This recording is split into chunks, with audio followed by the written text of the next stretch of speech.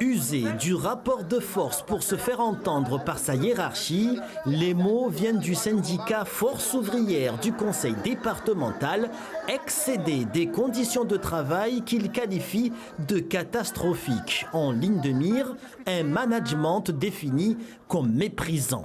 Certains directeurs ou certains chefs de service ou certains chefs de bureau ont un mauvais comportement. Notamment, par exemple, ils osent insulter ou mépriser les agents. Et ça se trouve surtout sur le secteur d'activité du personnel en charge de ménage. Voilà, donc des insultes. Il y a aussi le non-respect de la hiérarchie. Il y a un problème de confusion de rôle entre l'administration et les élus. Là-dessus, chacun, je crois, ne sait pas sa place et son rôle. Une gouvernance décriée et des agents qui réclament plus de sécurité dans leurs différents lieux de travail et au cours de leurs diverses interventions sur le terrain.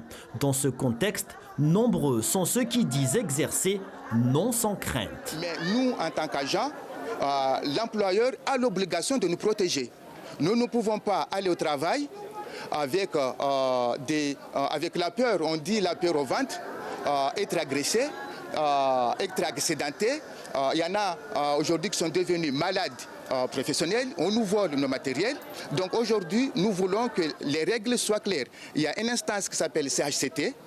Il faut que ce CHCT fasse son rôle. Outre les problèmes de management et d'insécurité, c'est toute la réorganisation de l'organigramme de l'administration qui est aujourd'hui pointée du doigt. Notre employeur, quand il est arrivé aux affaires, quand je dis notre employeur, c'est M. Sabadine Ramadani. Quand il est arrivé aux affaires, qu'est-ce qu'il a fait? Il nous a dit, vous qui êtes là, en ce moment, vous n'arrivez pas à faire l'affaire, donc on fait une table rase et on va organiser autrement.